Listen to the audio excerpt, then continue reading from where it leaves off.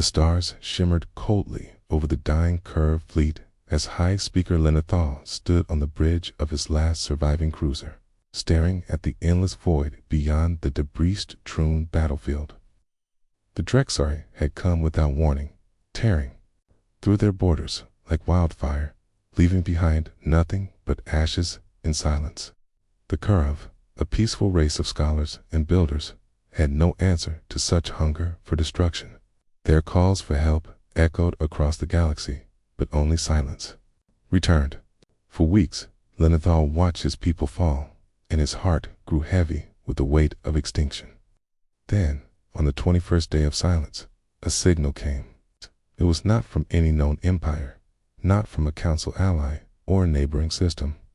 It came from a small, isolated blue world on the outer rim, catalogued centuries ago, but never visited. The translation was rough, laced with static and a strange accent.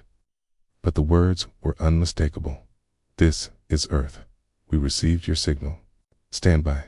Lenathal's crew stared at each other, unsure whether to feel hope or fear. Earth, once spoken of only in whispers among the elder races, had been labeled a death world. Its native species rumored to be violent, unpredictable, and nearly impossible to kill. Most thought them extinct or lost in their own chaos. But now, the humans were coming. Hours later, a single ship emerged from FTL travel sleek, armored and humming with strange energy. It was smaller than the average curve warship, but something about it felt dangerous, like a knife hidden in a diplomat's sleeve. The ship bore a name in bold, scarred letters, HSS Revenant. It made no immediate contact, drifting silently past ruined ships and floating bodies. Then, a transmission came calm, clear, and cold. "This is Commander Valen Ross of the Terran Defense Force, requesting status update." Lenethal, though shaken, replied quickly, explaining the desperate situation, the losses, and the threat of the Drexari swarm still closing in. Ross listened quietly, then responded with chilling calm. "Understood. Hold position." Before the curve could ask what Earth intended to do, the Revenant accelerated so fast the sensors almost lost it. 8. Plunged into the shadows of space, where the Drexari hunting ships lurked. No backup, no fleet, just one ship. Moments passed, then light. Blazing arcs of plasma, kinetic rounds ripping through Drexari halls, explosions dotting the black like falling stars. The Revenant moved, like no ship the curve had ever seen, turning on impossible angles, disappearing and reappearing like a ghost. One by one, the Drexari ships died. And then, in a final burst of light, their command carrier erupted into a silent fireball, pieces spiraling into the void. The Revenant emerged from the wreckage, unharmed. Ross spoke again. "Threat neutralized. You called for help. We answered." Lenethal stood in silence, staring at the human ship on the screen. He had no words. The humans hadn't come with diplomats or questions. They hadn't asked for payment or delay. They came with fire. And as the remains of the Drexire fleet drifted lifeless into the dark, Lenethal realized something terrifying, something that no peaceful race had prepared for. The humans had not just survived their death world, they had become it. High Speaker Lenethal stepped onto the cold metal deck of the HSS Revenant with uneasy steps, his long pale robes brushing against the unfamiliar steel, his wide, luminous eyes taking in the sharp angles and dim red lighting of the human ship, so different from the warm curves and soft glow of curved vessels. The air smelled like metal and oil, heavy with something else, something sharp, like danger. Round him, armored humans moved with silent discipline, their eyes hidden behind dark visors, their movements precise, efficient, almost predatory. No one spoke to him. No one smiled. They simply watched. Commander Valen Ross met him in a war room at the heart of the ship. A room full of floating holograms, maps of battlefields, and data scrolling in dozens of languages. Ross was tall, hard-faced, with eyes that seemed to have seen too much. Linethal greeted him with the warmth of diplomacy, but Ross only nodded, offering a seat and nothing more.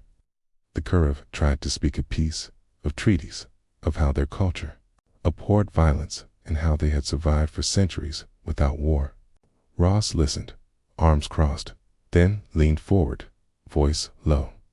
You survived because no one tested you. Now someone did, eh? And you weren't ready. The words struck like a blade. Linethal tried to argue, to explain that peace was strength, that war destroyed both sides, but Ross only shook his head. We learned peace after war. Earth was not kind to us. Our planet tried to kill us. Everyday storms, beasts, diseases, each other. We didn't grow strong because we wanted to. We had no choice. He tapped a display, showing a Karav colony world burning under Drexari bombardment. They gave you no choice either. And we're not here to teach you kindness. We're here to stop them. Linethal fell silent, unsure what frightened him more, the Drexari or the humans who hunted them without mercy. A loud alarm cut through the tension. Ross stood. Drexari hunting pack, 20 minutes out. You'll want to see this. They moved quickly to the command deck, where the crew was already in motion. Orders were given in short, sharp bursts. No panic, no confusion. Purpose. Linethal watched the holographic display as the Revenant shifted its course, slipping into the shadow of a nearby moon, vanishing from sensors. The Drexari ships arrived, scanning the wreckage of their fallen fleet, unaware of the Predator in the dark. Then Ross gave the order. Strike. The Revenant's weapons came to life with terrifying precision. A single railgun round tore through the Drexari lead ship, followed by a storm of micromissiles that danced between the swarm, each finding a target. Then, without waiting, the Revenant dove forward, weaving through debris, launching drones that latched onto enemy hulls and exploded seconds later. Linethal's hands shook as he watched. It was not war. It was a hunt. One Drexari ship tried to flee. Ross smiled coldly. Target locked. A focused energy beam lanced out, slicing the ship in two. Silence followed. No survivors, no prisoners. Linethal turned away, heart pounding, mind reeling. Later, in a quiet corner of the ship, he found a human soldier sitting alone, polishing her weapon. Her name was Sergeant Imani Kayla. She looked up, saw his troubled expression, and said softly, "You think we're monsters, don't you?" Linethal hesitated, then said, "I think you do what you must, but I don't understand it." Kayla nodded, wiping her weapon slowly. "We didn't come here to be heroes. We came because someone asked for help. And when humans get asked for help, we don't wait. We act." She looked at him, eyes steady. "You don't have to like us, but you called, and we answered." That night, Linethal watched from a viewing port as the stars shifted around the Revenant. He thought of his people, still dying on distant worlds, of the Drexari who killed without mercy, and of the humans who killed faster. He didn't know what Earth truly was, or what they wanted, but he knew one thing for certain. The Deathworlders followed a cold one, a ruthless one, but it was real, they answered. When no one else did, they fought when others ran. And if the galaxy wasn't ready for that, ... Tay would be soon. The sky above Hive Sigma 9 was thick with smoke and ash as the human assault team prepared for deployment. Their boots thudding against the deck of the drop carrier, while the Drexari swarm below moved like black rivers across the toxic surface, building nests, growing hives, and feeding on the last fragments of the once prosperous mining colony, now reduced to twisted metal and bone. Commander Valen Ross stood at the head of the squad, his armor painted with the battle scars of past missions, his expression unreadable as he stared at the shifting holographic map showing the interior of the massive hive. A network of tunnels, breeding chambers, and command nodes that extended deep into the planet's crust. The objective was clear: eliminate the breeding queens, destroy the central nerve cluster, and cripple the Drexary's ability to reproduce in the entire sector. The Curve advisors watching from orbit thought it impossible, suicidal even, but humans didn't view danger the same way. Where others saw death, they saw opportunity. And where others fled, they stepped forward. The Revenant stealth drones had mapped the hive's outer tunnels over 3 days, avoiding detection and gathering data that now glowed in red and blue on the mission screens. The Drexary had fortified their spawn chambers heavily, expecting brute force. They had not expected infiltration, sabotage, and precision strikes.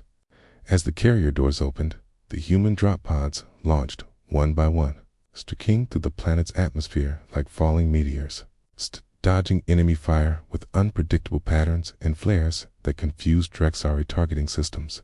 Ross's pod struck the surface with a hard jolt, the hatch blowing off instantly as he emerged into the burning haze, leading a squad of augmented infantry clad in adaptive armor and equipped with weapons that looked more like tools of destruction than guns. The team moved fast, cutting through twisted support beams and crawling across broken ducts, avoiding Drexary patrols by hugging heat vents and diving through sewer shafts. Following a route mapped by LTUN, the Revenant cybertech, who now whispered updates into Ross's ear from orbit. Suddenly, motion sensors lit up Drexary scouts ahead. Ross signaled a halt, raised his weapon, and waited. The first creature lunged out, claws clicking, mouth open in a screech, but it never made a sound. A silenced rail round punched through its skull. The rest came fast, but the humans moved faster, using thermal vision, short bursts, and zero hesitation. Every shot counted. Every move had purpose. When the last body hit the ground, Ross gave the signal, and the team kept moving. As they neared the queen chambers, the air grew thick and wet, walls pulsing with alien flesh, and the stench of rot nearly choked them. SGT, Kayla, leading the demolition unit, placed charges along the main tunnel supports, setting timers while drones scanned for Drexari heat signatures. The breeding chamber was enormous, filled with rows of egg sacs and 3 massive queen beasts pumping out future soldiers. Ross knew there was no room for mercy. He raised a hand, aimed, and gave the order. Plasma fire lit the room in orange and blue. Drones dived in with micro-explosives, and the queens shrieked with fury, hurling acid and claws, but the humans held formation, pushing forward until the last beast fell in a pile of steaming gore. Kayla's voice came through the comms, shaky but clear, charges ready. Ross gave the signal to fall back, the team retreating just as Drexary reinforcements flooded the tunnels from all directions. The humans ran, cutting down enemies as they moved, until finally, as the last soldier reached the extraction point, Ross looked back one final time, then detonated the charges. The ground trembled. Fire burst from the hive, but the entire structure collapsed inward as the central node exploded, and the scream of a dying hive echoed through the burning sky. From orbit, the Curve Council watched in stunned silence as Sigma-9 cracked apart and flames rose from the ruins. No one spoke, no one cheered. It was not a victory that called for celebration. It was a reminder, a warning. Humans had not only destroyed a hive, they had done it with precision, with no regard for fear, and with an efficiency that felt inhuman. Commander Ross returned to the Revenant, covered in ash, his armor dented, his eyes colder than before. One high speaker, Lenathaw, asked how many lives had been lost. Ross simply said, "None of ours." The Curve envoys looked at each other, unsure how to respond. They had seen courage, they had seen sacrifice, but they had also seen something terrifying, a glimpse of what a death world creates when it teaches survival, not as a choice, but as a rule. And somewhere beyond Sigma-9, a Drexari message floated through deep space, encrypted but partially translated by human AI, containing a single phrase repeated again and again. The Maw will awaken. Stars above Sector Theta 14 shimmered faintly as the HSS Revenant emerged from the cold dark. Its surface scarred from battle, but engines glowing with steady power. The ship silent and watchful like a hunting wolf in orbit. Inside, Commander Valen Ross studied the latest scans while High Speaker Linethal stood nearby. Still unsure whether he was more amazed or unsettled by the humans who had once again done the impossible. After the destruction of Hive Sigma-9, the Drexari fleets had scattered, not in panic, but in silence as if something larger, something deeper, had taken notice. Every intercepted transmission mentioned them all, but none could explain what it was. Linethal asked, and Ross only said, "We'll find out soon enough." That phrase echoed in Linethal's mind as the Revenant approached the desolate world of Karos, once a peaceful research station, now reduced to shadows and silence. Karov probes had gone missing there, and even Drexari vessels refused to linger too close. But humans didn't turn away from mystery. They moved toward it, even when every sensor screamed danger. As they descended, the surface revealed a world. Half-eaten mountains turned to dust, oceans boiled dry, structures melted like wax. It wasn't war, it was something worse. Recon drones launched from the Revenant and sent back broken images, strange spires of black metal rising from the ground like claws. Entire cities carved into spirals of decay, and in the center of it all, a vast pit that seemed to go on forever, pulsing with dark energy. Ross stared at it for a long time before turning to his crew. That's the edge. Whatever the Maw is, it's there. Linethal was horrified. Let's not go down there. It's not natural. Ross didn't argue. He simply checked his gear, gave his team their orders, and began preparations for descent. The humans called it an edge op, an operation beyond the known, where survival wasn't promised and retreat wasn't expected. Only elite squads were trained for it. As drop units descended into the pit, signal strength weakened, light bent strangely, and time itself felt wrong. Kayla, leading the point unit, reported seeing echoes of movement creatures that didn't show on sensors but flickered at the corners of vision. Strange whispers bled into the comms, static-shaped, like voices. The team pushed deeper anyway, navigating twisted tunnels made of Drexari-like flesh, fused with tech older than anything known. Then they found it, a chamber filled with what looked like Drexari warriors, but frozen in place, their bodies torn open, empty inside, like they had been drained by something that didn't need to eat but still fed. The chamber center stood a black crystal, pulsing faintly, sending out signals in ancient code. Ross approached it carefully, scanned the frequency, and discovered the impossible. It wasn't a weapon. It was a key. K control node, broadcasting commands on a genetic. Level 2 Drexari swarms, Batari, weren't just a species. They were a creation, engineered, controlled, and the signal was changing. Something was waking up. Something older than the Drexari, older than the Hive. Ross gave the order to extract, but the moment the crystal was disturbed, the chamber shook. And the pit came alive with movement, hundreds of twisted forms rising from the dark. Not Drexari, not human, just something in between, as if ancient nightmares had learned to wear new skins. The escape was chaos. Soldiers fell one by one, holding choke points, while others climbed. Kayla stayed behind to trigger a failsafe charge. Her last message, a calm tell Earth, we need fire. When Ross and the last survivors reached the surface, the Revenants, guns opened fire, launching orbital strikes that tore the pit apart. burying the chamber beneath molten rock and plasma storms. The Revenant limped away from Karos with damage to its hull and fire in its engines. Linethal said nothing for a long time. Then he finally asked, "How did you know what to do?" Ross looked at him, eyes tired but steady. "We train for worse.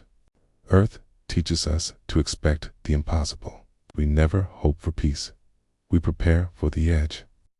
That night, as the crew patched wounds and mourned the lost, the ship's AI decrypted the last fragment from the crystal coordinates far beyond. The rim and a symbol that had no name in any database, only a feeling. Dread. Linethal looked at the humans and realized something no one in the galaxy wanted to admit.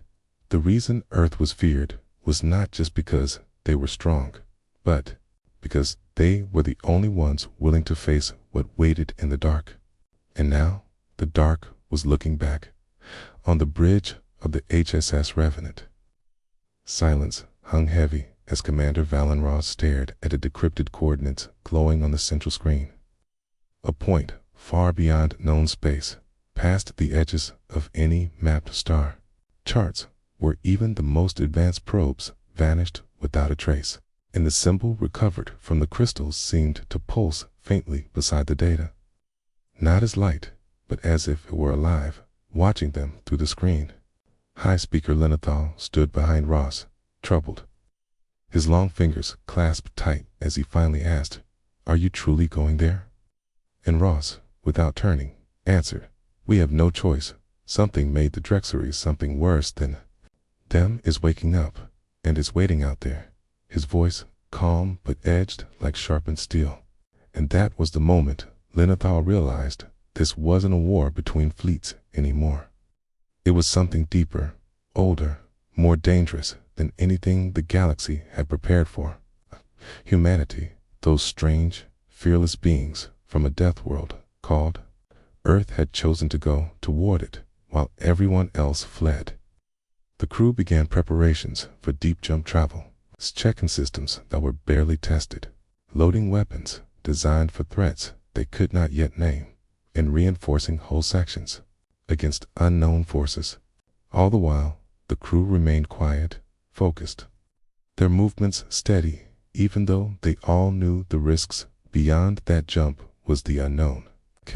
And they might not return. Yet, not a single person hesitated, not even when they received a transmission from Earth Command marked urgent, a single-line order that read, "Proceed at Commander's discretion. Protect all life where possibly eliminate threat if needed." Ross read it, nodded once, and shut the message.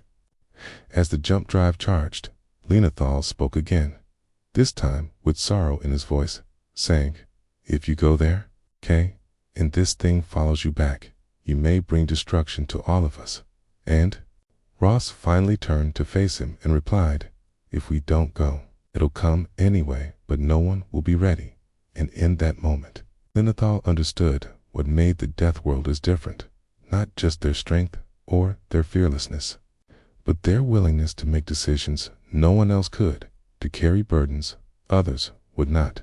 The Revenant jumped, stars stretching into blurs, space folding and cracking like glass, until, with a sudden jolt, they arrived not in a system, not near any sun, but floating above a black void so large it swallowed light, a chasm in space, surrounded by shattered moons and rusted stations older than memory.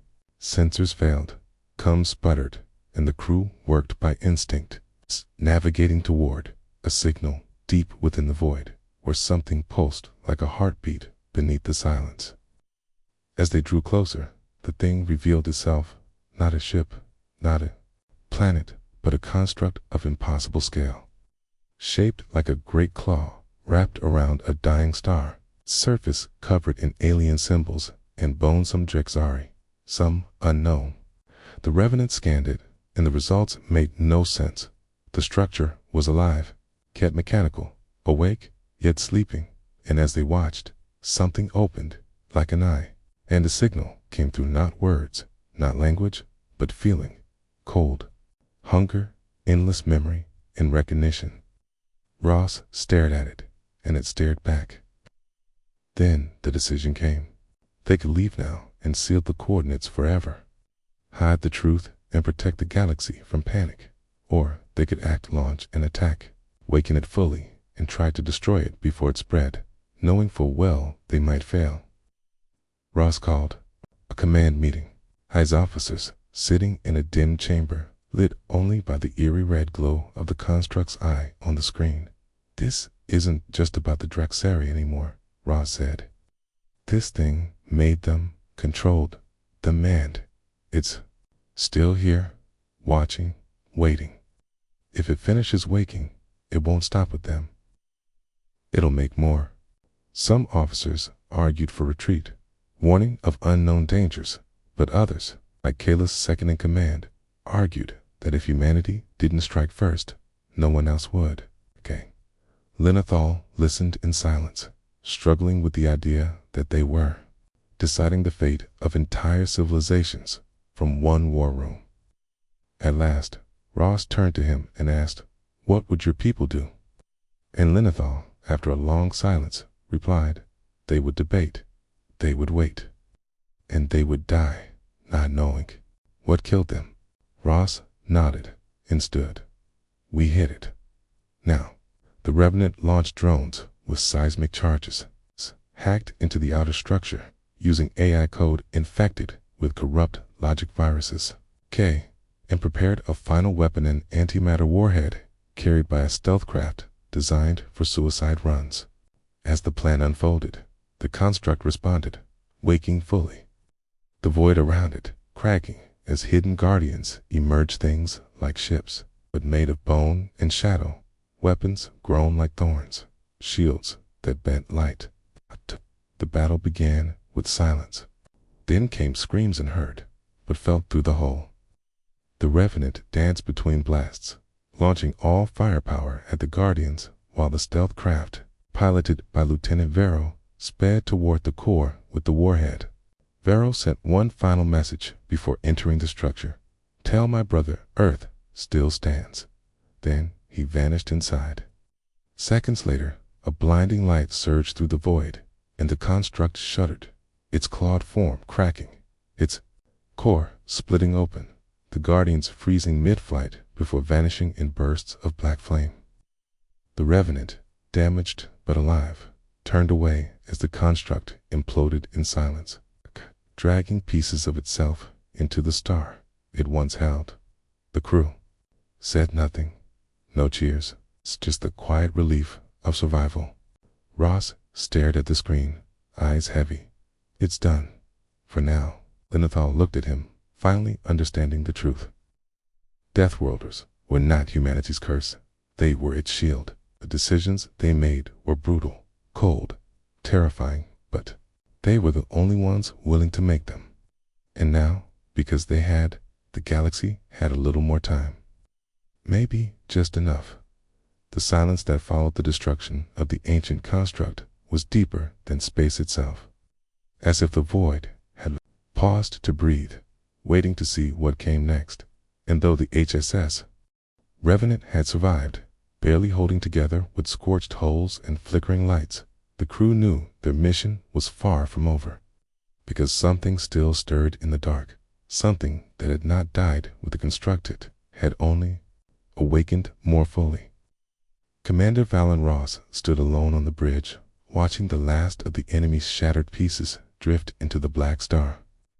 While his mind raced with questions that had no answers, and behind him, High Speaker Linethal stepped forward, his voice quiet, uncertain, asking, "Was that the Maw?"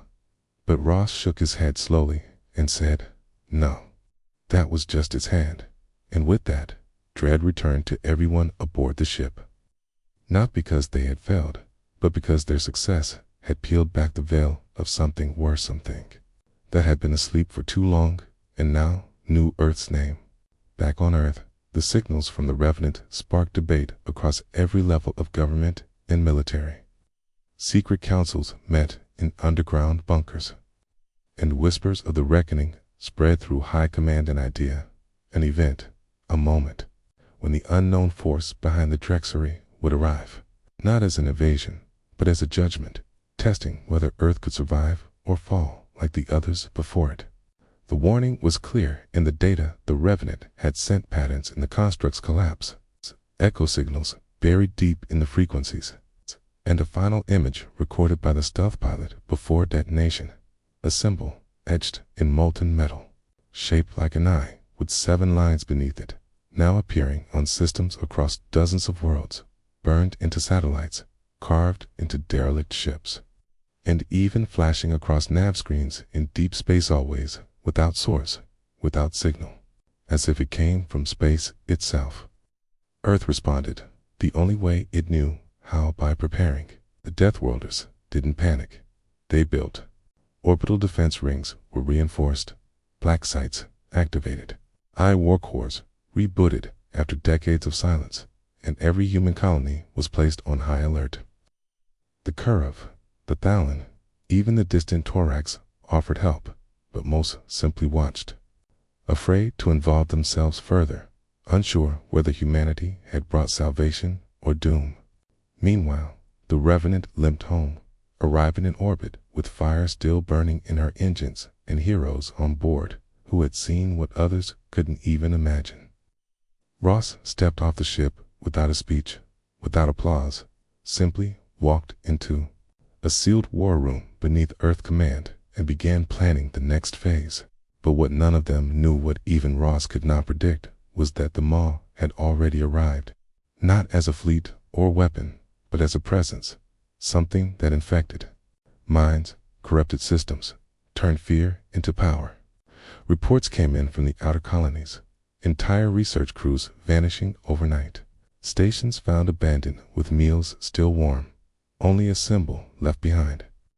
Worse still, people began hearing voices, soft at first, like dreams, but then stronger, clearer, repeating messages in languages they didn't know yet understood. At first, they were dismissed as stress, trauma from the long war with the Drexari, but soon, even the hardened soldiers of Earth's death corps began to feel it. And Ross himself woke one night to find symbols scratched into his own hand with no memory of how they got there. That was when he gave the order for Project Abyss. It was Earth's final contingency plan, an ancient bunker beneath the Arctic ice, built to contain or destroy threats not of this world, and now reactivated by his command. Only a few were allowed inside: scientists, soldiers, and minds strange enough to think beyond reason. They worked day and night, using fragments of the Drexari hive mind, reverse engineered crystal tech, and psychic scans to create something new: a defense not of steel or fire, but of thought, of resistance against a force that didn't attack the body, but the soul. And when the first real breach came, when a listening station on Europa fell silent, and a scouting team found its walls pulsing with black veins and its air thick with whispers, Ross led the assault himself. It was not a battle like Sigmaline, nor like the Void Construct. It was worse. The enemy wasn't physical. It took the form of old friends, lost comrades, memories turned to weapons. Some soldiers shot their own reflections, others walked into the dark, laughing. But Ross held firm, wearing a neural damper that fried his pain receptors and burned out half his memories. He planted the core device and triggered a mind-burn pulse that erased the corruption, killing everything, including most of his team. He returned alone, silent, scarred. Lenithal met him at the gates of Abyss and said, "How do you fight something you cannot touch?" And Ross answered by refusing to let it live in you. And that became Earth's creed.